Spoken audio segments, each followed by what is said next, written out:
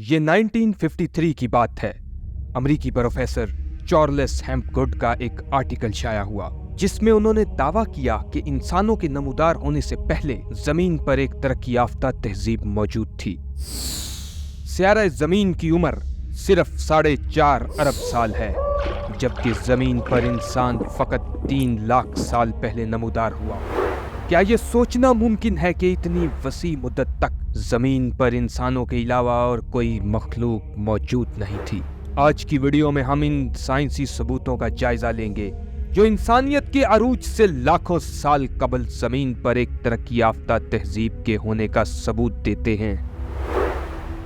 قدیم تہذیبوں کی ترقی کے بارے میں بہت سے ایسے سوالات ہیں جن کا جواب دینے سے آج کی سائنس قاصر ہے۔ اس موضوع کی کھوج میں نکلیں تو پہلا تضاد اہرام مصر کی تعمیر کی صورت میں نظر آتا ہے۔ ریسرچرز کا کہنا ہے کہ قدیم مصری لوگ سائنسی لحاظ سے اتنے ترقی یافتہ نہیں تھے کہ اہرام مصر تعمیر کر پاتے۔ سوال یہ ہے کہ پھر انسانی عقل سے ماورا یہ بلند و بالا عمارتیں کس نے تعمیر کروائیں؟ یہ میکسیکو میں واقع چچن اٹزا کا اہرام ہے، یہ فرعون مصر جوزر کا اہرام ہے، اور یہ کمبوڈیا میں واقع کوکیر کی پناہ گاہ ہے۔ یہ عمارتیں مختلف صدیوں میں مختلف بادشاہوں کے ادوار میں تعمیر کی گئیں، لیکن ان عمارتوں کی تعمیر میں ایک ہی قسم کی تکنیک استعمال کی گئی ہے۔ ان عمارتوں کے درمیان یہ مشابہت پوری انسانی تاریخ کو مشکوک کر دیتی ہے۔ عمارتوں کی دیواروں میں پتھر ایسے جدید انداز میں لگائے گئے ہیں کہ ان میں سے انسانی بال بھی نہیں گزر سکتا۔ حیران کن طور پہ یہ پتھر بغیر کسی سیمنٹ یا بلڈنگ مٹیریل کے لگائے گئے ہیں۔ دنیا بھر کے الگ الگ حصوں میں ایسی ہی ملتی جلتی قدیم عمارتوں کے ثبوت ملتے ہیں۔ اسی طرز تعمیر پر مبنی عمارتیں پیرو کے شہر کوسکو، جاپان، یونان، حتیٰ کہ ایسٹر کے جزیرے پر بھی پائی گئی ہیں۔ ان عمارتوں کی یکسانیت سے اس بات کا شبہ ملتا ہے جیسے یہ عمارتیں کسی ایک ہی مخلوق نے بنائی ہوں، کوئی ایسی مخلوق جو اس وقت کے انسانوں سے کہیں زیادہ ترقی یافتہ تھی۔ بلا شبہ ایسا نظریہ ایک خیالی تصور کی طرح لگتا ہے۔ پینسلوینیا اسٹیٹ یونیورسٹی کے معروف ماہر فلکیات جیسن رائٹ کے مطابق قدیم دور کی انتہائی پر اسرار چیزوں میں وادی سندھ کی تہذیب ایسی دریافت ہے جو انسانی عقل کو چکرا کر رکھ دیتی ہے۔ یہ 1829 کی بات ہے۔ قدیم زبانوں پر تحقیق کرنے والے سائنسدان چارلس میسون ہڑپا کے کھنڈرات میں سے گزرتے ہیں۔ ہڑپا پاکستان میں واقع 4000 سال پرانا شہر ہے۔ اس کا طرز تعمیر آج کے بڑے انجینئرز کو بھی حیرت میں ڈال دیتا ہے۔ اس شہر کی منصوبہ بندی بے مثال تھی۔ اس شہر میں سڑکیں شمال سے جنوب اور مشرق سے مغرب تک بالکل ٹھیک سیدھ میں بنی ہوئی ہیں، لیکن اس پیچیدہ ترتیب کے پیچھے کیا مقصد تھا؟ اس کا جواب شہر کے پانی کا جدید ترین انتظام ہے۔ ماہرین آثار قدیمہ کے مطابق اس شہر کے بہت سے باشندوں نے انتہائی جدید خصوصیات پر مبنی تالاب بنا رکھے تھے۔ قدیم انجینئرز نے ان تالابوں کے نچلے حصے کو ایسی ٹیکنالوجی سے بند کیا تھا تاکہ تالاب کا پانی نیچے زمین میں جذب نہ ہو سکے۔ جدید ترین نکاسی آب کے نظام کے ساتھ خاص طور پہ ڈیزائن کیے گئے پائپوں کے ذریعے تازہ پانی بہتا تھا۔ یہ پانی ایسے گندگی شہر سے باہر لے جاتے تھے جیسے آج کل بڑے شہروں میں سیوریج کا نظام کام کرتا ہے۔ یہ وہ وقت تھا جب دوسری انسانی تہذیبیں ابھی تک اپنے لیے بنیادی پناہ گاہیں بھی تعمیر کرنا نہیں جانتی تھی۔ ہڑپا میں موجود ایسے تالاب جدید آلات کے بغیر بنانا بالکل ناممکن ہے۔ ایسا لگتا ہے کہ سندھ کی تہذیب کے لوگ باقی دنیا سے بہت پہلے لوہے کی پیچیدہ اوزاروں کو بنانا اور استعمال کرنا جانتے تھے۔ مصر کے گاؤں سقارا کے قریب کھدائی کے دوران ماہرین آثار قدیمہ نے ہزاروں سال پرانے گرینائٹ کے ایسے تابوت دریافت کیے جن کو تدفین کے لیے استعمال کیا جاتا تھا۔ قدیم مصر پر تحقیق کرنے والے ماہرین کا کہنا ہے کہ یہ تابوت مصر کے 18ویں شاہی خاندان کے دور میں بنائے گئے۔ یہ وہ وقت تھا جب مصری کسی قسم کے دھاتی اوزار کا استعمال شاید ہی جانتے ہوں۔ سوال یہ ہے کہ تب مصریوں نے بالکل سیدھے زاویوں اور نمایاں طور پہ ہموار دیواروں کے ساتھ ایسے جدید گرینائٹ کے تابوت کیسے بنا لیے؟ گرینائٹ کے ان تابوتوں پر عجیب و غریب تصاویر اور نالیاں بنی ہوئی تھیں۔ کیا ایسی نالیاں ہم آج کل بھی نہیں دیکھتے ہیں؟ یہ وہی نالیاں ہیں جن کو صرف ماڈرن اوزاروں کے ساتھ ہی بنایا جا سکتا ہے۔ کیا یہ ہو سکتا ہے کسی اور ترقی یافتہ مخلوق نے پیچیدہ اور جدید مشینی آلات کے ساتھ قدیم مصری معاشرے کی مدد کی ہو؟ ہم آج بھی اتنی ترقی یافتہ تہذیب کے بارے میں اتنا کم کیوں جانتے ہیں؟ ہمیں اس بات کا کوئی اور ٹھوس ثبوت کیوں نہیں ملا کہ ایک ترقی یافتہ تہذیب کبھی زمین پر موجود تھی؟ اس سوال کا جواب فلکیات کے ماہر ایڈم فرینک اور موسمیاتی ماہر گیون شیمٹ نے اپنی حالیہ تحقیق میں دیا ہے۔ 2017 میں ان سائنسدانوں نے یہ تصور کرنے کی کوشش کی کہ اگر کسی دن انسان زمین سے غائب ہو جاتے ہیں تو ان کی تہذیب میں کیا باقی رہ جائے گا؟ جواب واضح تھا، بہت بڑے بڑے شہر انسانوں کے بغیر کھڑے رہیں گے، شاید صرف کائی کی موٹی تہ ان کو ڈھک لے گی۔ اگر کسی تہذیب نے ہم سے پہلے آج کے انسانوں جیسی کوئی چیز تعمیر کی ہوتی تو بلا شبہ ہم اسے اب تک دریافت کر چکے ہوتے۔ بے شمار کھدائی کے باوجود آج تک زمین پر کوئی ایسی بلند و بالا عمارت نہیں مل سکی جو کسی جدید مخلوق کے وجود کا واضح ثبوت دیتی ہو۔ کیا اس بات کا مطلب ہے انسان سے پہلے زمین پر کوئی جدید تہذیب موجود نہیں تھی؟ یہ بھی ہو سکتا ہے کہ سب کچھ ویسا نہ ہو جیسا نظر آتا ہے۔ فرینک اور شیمٹ کے مطابق تو انسانی انفراسٹرکچر بھی اگلے 10,000 سال میں زمین سے غائب ہو جائے گا۔ اس کے بعد صرف بے ترتیب بکھرے پتھر رہ جائیں گے۔ ہمارے بعد آنے والی تہذیب ان بکھرے پتھروں سے شاید ہمارے بارے میں کوئی خاص اندازہ نہ لگا سکے۔ انسانوں سے پہلے جدید تہذیب کی کھوج میں صرف ہمیں آثار قدیمہ کے ماہرین ہی مدد دے سکتے ہیں۔ جیسے جیسے زمانے اور سال گزرتے جا رہے ہیں ویسے ویسے ثبوت اور شواہد زمین کے مزید اندر سرکتے جا رہے ہیں، حتیٰ کہ ایک مقام پر یہ سارے ثبوت صرف مٹی بن کر رہ جاتے ہیں۔ نیاندرتھلز جو کہ 40,000 سال پہلے تک زمین پر موجود تھے، ان کے نشانات بھی مشکل سے ہی ملتے ہیں۔ اب سوچیں ایک ایسی ترقی یافتہ مخلوق جو ہم سے کروڑوں سال پہلے اس زمین پر موجود رہی ہوگی، اس کے ثبوت ملنا کتنا مشکل ہوگا۔ ہو سکتا ہے ادھر کچھ لوگ پلاسٹک کا ذکر کریں۔ پلاسٹک ایسا میٹیریل ہے جسے آرگینک میٹیریل کے مقابلے میں ڈیکمپوز ہونے میں بہت وقت لگتا ہے۔ اگر ہم سے پہلے واقعی کوئی ترقی یافتہ مخلوق ہوتی تو شاید ان کے چھوڑے پلاسٹک سے ان کی ترقی کا کوئی ثبوت مل جاتا۔ معروف ریسرچر ایلن وائزمین نے اپنی کتاب دی ورلڈ وداؤٹ اس میں دعویٰ کیا ہے کہ اگر انسان آج اپنی تمام سرگرمیاں بند کر دیں تو ہمارے پلاسٹک کے فضلے کا بڑا حصہ صرف 20,000 سالوں میں الٹرا وائلٹ تابکاری اور بیکٹیریا کی وجہ سے ختم ہو جائے گا۔ فرض کریں کہ لاکھوں سال پہلے ایسی تہذیب کو کسی عالمی تباہی نے ختم کر دیا تو اس صورت میں اس تہذیب کے آثار اور ثبوت اور بھی تیزی سے مٹ گئے ہوں گے۔ ہو سکتا ہے کہ ایسی تباہی کے نتیجے میں کچھ لوگ بچ گئے ہوں اور وہ زمین پر مختلف معاشروں میں پھیل گئے اور اپنا جدید علم بھی انہوں نے انسانوں تک ٹرانسفر کیا ہو۔ اس تھیوری کو سچ مانا جائے تو یہ سمجھنا آسان ہو جاتا ہے کہ قدیم مصری تہذیب اور انڈس سیولائزیشن نے اتنی ترقی کیسے کی۔ یہ مسئلہ اور بھی پیچیدہ ہو جاتا ہے جب پتہ چلتا ہے کہ آج زمین کا 3% سے بھی کم حصہ آباد ہے۔ ہم سے پہلے والی تہذیبیں ہم سے بھی بہت کم حصے پر آباد رہی ہوں گی۔ آج سے لاکھوں سال پہلے کسی جدید تہذیب نے پلاسٹک جیسا کوئی میٹیریل استعمال بھی کیا تھا تو اسے تلاش کرنا ریت میں کسی ذرے کو تلاش کرنے کے مترادف ہے۔ سوال یہ ہے کہ ہمیں اتنا یقین کیوں ہے کہ ہم سے لاکھوں سال پہلے زمین پر کوئی مخلوق موجود تھی اور وہ ہماری جیسی ہی تھی۔ 4.5 ارب سال پہلے جب ہماری زمین ابھی بن رہی تھی، اس وقت آب و ہوا آج سے کہیں زیادہ شدید تھی۔ یہ وہ وقت تھا جب ہمارے سیارے پر مسلسل شہاب ثاقب اور دمدار ستاروں کی بارش ہو رہی تھی۔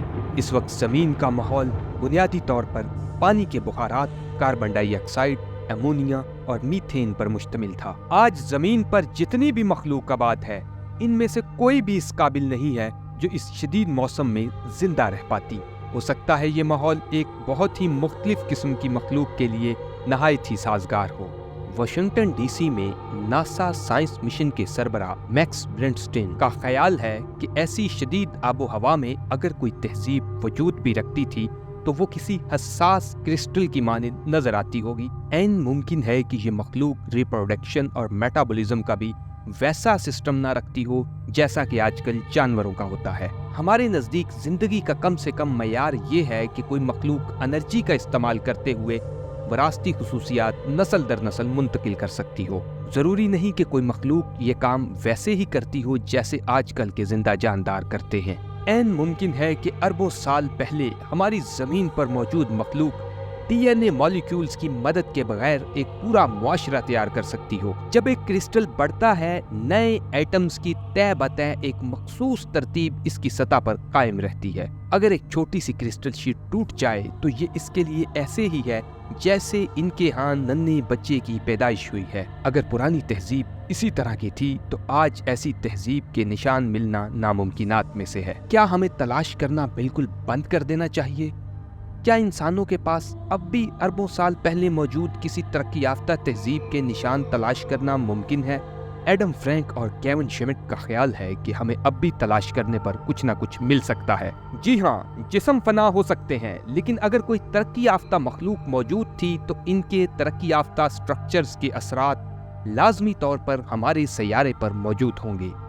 اگر پیچیدہ ڈھانچے اور بلند و بالا عمارتیں ریزہ ریزہ بھی ہو گئی ہوں، پھر بھی ان سٹرکچرز کے ایٹمز نے زمین کی اندرونی ساخت کو متاثر کیا ہوگا۔ شمٹ اور فرینک کے مطابق کسی بھی جدید صنعتی تہذیب کو وجود میں آنے کے لیے توانائی کی ضرورت لازمی ہے۔ ایسی کسی بھی تہذیب کو ارتقاء کی منازل طے کرنے میں بھی لاکھوں سال لگے ہوں گے۔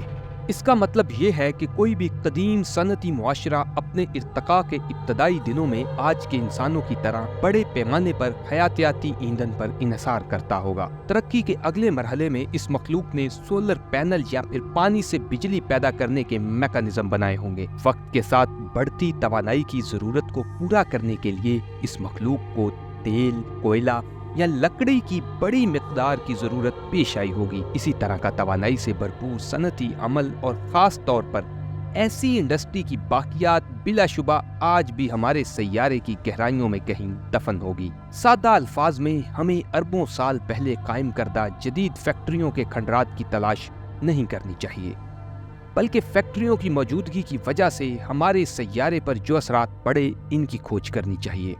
شمٹ اس کا موازنہ کسی جرم کی تفتیش کرتے وقت فنگر پرنٹس کی تلاش سے کرتا ہے۔ ایسے معاملات میں ہم سب سے پہلے زیادہ سے زیادہ معلومات اکٹھا کرنے کی کوشش کرتے ہیں اور اس کے بعد ہی مجرم کی تلاش شروع کرتے ہیں۔ تو کیوں نہ کسی قدیم تہذیب کی تلاش میں یہی طریقہ استعمال کیا جائے؟ شروع کرنے کے لیے ہمیں ایسی جگہوں پر جوہری عناصر کی موجودگی پر توجہ دینی چاہیے جدھر ایسے عناصر کے موجود ہونے کی کوئی وجہ نہیں بنتی۔ عجیب بات یہ ہے کہ اس لائن پر تحقیق ہمیں وادی سندھ کی پراسرار تہذیب کی طرف واپس لاتی ہے۔ شمال مغربی ہندوستان کی ریاست راجستھان میں کھدائی کے دوران ماہرین آثار قدیمہ نے ایٹمی راکھ کی پوری تہ دریافت کی ہے۔ یہ ناقابل یقین نتائج یہیں ختم نہیں ہوئے۔ 1977 میں مشہور ریسرچر ڈیوڈ ڈیون پورٹ نے پاکستان میں واقع ہزاروں سال پرانے موہنجو ڈرو کے کھنڈرات کی کھدائی کا آغاز کیا۔ جلد ہی سائنسدانوں کو 50 میٹر کے گڑھے سے عجیب و غریب چیز ملی۔ اندر کے تمام پتھر پگھل کر شیشے جیسے مادے میں تبدیل ہو گئے تھے، لیکن ایسا واقعہ صرف بہت زیادہ درجہ حرارت پر ہو سکتا ہے۔ ایسا درجہ حرارت جو تقریباً 1500 ڈگری سیلسیس تک پہنچ جاتا ہو۔ عین ممکن ہے کہ ہمارے عہد سے بہت پہلے اس سرزمین پر ایٹمی دھماکہ ہوا ہو۔ عجیب بات یہ ہے کہ ہندوستان کی قدیم داستانوں میں کسی جدید مخلوق کے ثبوت ملتے ہیں۔ مہابھارت ہندوستانی ادب کی صدیوں پرانی کتاب ہے جو صرف ہندوستان میں ہی نہیں بلکہ دنیا کے بہت سے دوسرے حصوں میں بھی ناقابل یقین ثقافتی اہمیت رکھتی ہے۔ اس کے صفحات کے اندر ایک طاقتور دھماکے کی تفصیل موجود ہے، ایسا دھماکہ جو 10,000 سورجوں کی طرح چمکتا تھا اور بیک وقت کئی ملکوں کو جلانے کی صلاحیت رکھتا تھا۔ اس کتاب میں دھماکے کے بعد والے نتائج کی بھی تصویر کھینچی گئی ہے۔ کتاب میں لکھا ہے کہ ایسے دھماکے کے بعد زندہ بچ جانے والے اپنے ناخن اور بال کھو رہے ہیں، زمین اور خوراک آلودہ ہو رہی ہے۔ غور کریں، ہیروشیما میں بھی جوہری دھماکے کے بعد کیا یہی کچھ نہیں ہوا تھا؟ اس کا مطلب ہے کہ وادی سندھ کی تہذیب 3 صدی قبل مسیح کے اوائل میں جوہری ہتھیار بنا چکی تھی، لیکن تب بھی وہ انسان ہی تھے۔ اصل سوال انسان سے کروڑوں سال پہلے کے معاشروں کے بارے میں ہے۔ عجیب بات یہ ہے کہ ہمارے سیارے کی تاریخ میں ایسے دوسرے ادوار بھی آئے ہیں جو بلا واسطہ طور پر زمین پر کسی بہت ذہین اور ترقی یافتہ مخلوق کی نشاندہی کرتے ہیں۔ آج ہم ہائپر تھرمیا کے دور میں رہتے ہیں۔ انسانی سرگرمیوں کی وجہ سے دنیا کے مختلف حصوں میں درجہ حرارت میں اچانک اضافہ ہو چکا ہے، لیکن 56 ملین سال پہلے بھی زمین پر کچھ ایسا ہی ہوا تھا۔ درجہ حرارت اس قدر تیزی سے بڑھ گیا تھا کہ نارتھ اور ساؤتھ پول کے قریب ایوریج درجہ حرارت 20 ڈگری سیلسیس تک پہنچ گیا تھا۔ یقیناً یہ بہت زیادہ صنعتی سرگرمیوں کی وجہ سے ہوا ہوگا۔ سائنسدان اس کی وجہ سائنو بیکٹیریا بتاتے ہیں۔ اس کو بلو گرین ایلجی بھی کہا جاتا ہے۔ آج سے کروڑوں سال پہلے دنیا کے سمندروں میں ان کی آبادی کئی سو گنا بڑھ گئی تھی، لیکن آخر سائنو بیکٹیریا نے اتنے بڑے پیمانے پر زمین کا درجہ حرارت کیسے تبدیل کر دیا؟ یہ بات سائنسدانوں کے لیے بھی ابھی تک ایک معمہ ہی ہے۔ یہ بھی تو ہو سکتا ہے سائنو بیکٹیریا اس وقت کی کسی جدید ترین مخلوق کی ہی تیار کردہ کوئی پروڈکٹ ہو۔ کرسٹلز کی شکل میں کسی مخلوق کا تصور اب بھی بہت سے سائنسدانوں کو ناقابل فہم نظر آتا ہے۔ وہ اس امکان کا انکار نہیں کرتے کہ اربوں سال پہلے دوسرے جانداروں نے واقعی ہمارے سیارے پر حکومت کی ہوگی۔ سال 2000 میں جاپانی سائنسدان توشیوکی ناکاگاکی نے ایسا تجربہ کیا جس نے بہت سے سائنسدانوں کو ہلا کر رکھ دیا۔ اس نے فنگس کے ایک ٹکڑے کو رستہ تلاش کرنے والے ایسے ڈیزائن کے سامنے رکھ دیا جس کے اندر سے گزرتے ہوئے دوسری جانب شوگر کیوب رکھا ہوا تھا۔ یہ تجربہ عموماً چوہوں کی ذہانت اور یادداشت ٹیسٹ کرنے کے لیے کیا جاتا تھا۔ سائنسدان حیران رہ گیا جب اس نے دیکھا فنگس کے دھاگے چند گھنٹوں میں دیواروں میں سے رستہ تلاش کرتے ہوئے شوگر کیوب تک پہنچ گئے ہیں۔ دوسرے لفظوں میں فنگس کی ذہانت کئی جانوروں سے بھی بہتر تھی۔ ایک اندازے کے مطابق زمین پر فنگس کی تقریباً 1,60,000 قسمیں ہیں۔ لاکھوں سالوں سے قدرتی آفات اور مشکل ترین حالات کے باوجود فنگس نے خود کو زندہ رکھا ہوا ہے۔ آج یہ جاندار ارتقاء کے اس مقام پر ہے کہ پیچیدہ انسانی ٹیکنالوجیز کی طرح اپنے ماحول کو تبدیل کرنے کے قابل بن چکا ہے۔ مثال کے طور پر روس کا شہر چرنوبل، جدھر دنیا کا بدترین ایٹمی حادثہ ہوا تھا، وہ پورا شہر خالی کر دیا گیا کیونکہ آج بھی وہاں ایٹمی اثرات بہت زیادہ ہیں۔ ریسرچرز نے چرنوبل میں ایک فنگس دریافت کی جو نہ صرف ایٹمی ذرات کو کھاتی تھی بلکہ اپنے ارد گرد موجود ماحول کو بھی صاف کرتی تھی۔ کچھ سال پہلے ییل یونیورسٹی کے طالب علموں نے ایمیزون کے جنگلوں پر ریسرچ کرتے ہوئے دریافت کیا کہ یہاں ایسی فنگس پائی جاتی ہے جو پلاسٹک کھا کر زندہ رہتی ہے۔ یہ دریافت اس طرح سامنے آئی جب فنگس کو جانچ کے لیے پلاسٹک کے جس برتن میں رکھا گیا تھا اس نے اسی برتن کو کھانا شروع کر دیا۔ اگر کروڑوں سال پہلے زمین پر ذہین فنگس کی تہذیب موجود تھی تو آج اس کا اندازہ لگانا بہت مشکل ہے کہ وہ کس طرح نظر آتی ہوگی۔ آج جو ہم زمین کے اوپر مشرومز دیکھتے ہیں یہ تو فنگس کے نیٹ ورک کا ایک چھوٹا سا اینٹینا ہے۔ زمین کے اندر ہی اندر دھاگوں کے وسیع جال کے ذریعے یہ نہ صرف ایک دوسرے سے جڑی ہوئی ہیں بلکہ پوری زمین کو اندر ہی اندر انہوں نے ڈھانپ رکھا ہے۔ 10 کیوبک سینٹی میٹر مٹی کے اندر آپ کو 8 کلومیٹر سے زائد فنگس کا دھاگا مل سکتا ہے۔ زمین کے اندر موجود فنگس کا یہ نیٹ ورک نہ صرف معلومات اکٹھی کر سکتا ہے بلکہ اپنے نیٹ ورک کے ذریعے زمین کے دور دراز علاقے میں واقع دوسرے فنگس تک پیغام بھی پہنچا سکتا ہے۔ یہ بالکل ایسے ہی ہے جیسے دنیا میں انٹرنیٹ کا سسٹم کام کرتا ہے۔ انسان خود کو ارتقاء کی معراج سمجھتا ہے جبکہ حقیقت یہ ہے کہ انسان شاید ارتقاء کا آغاز ہے۔ انسان خود کو تمام مخلوقات سے اشرف سمجھتا ہے جبکہ قرآن پاک میں اللہ تعالیٰ فرماتے ہیں ہم نے انسان کو بہت سی مخلوقات پر فضیلت دی ہے۔ غور کریں، اللہ تعالیٰ نے یہ نہیں فرمایا کہ انسان کو سب مخلوقات پر فضیلت دی ہے، اللہ تعالیٰ نے فرمایا بہت ساری مخلوقات پر، یعنی ساری مخلوقات پر نہیں، بہت ساری مخلوقات پر۔ بے شک انسان غور کرے تو قرآن پاک میں عقل والوں کے لیے نشانیاں ہیں۔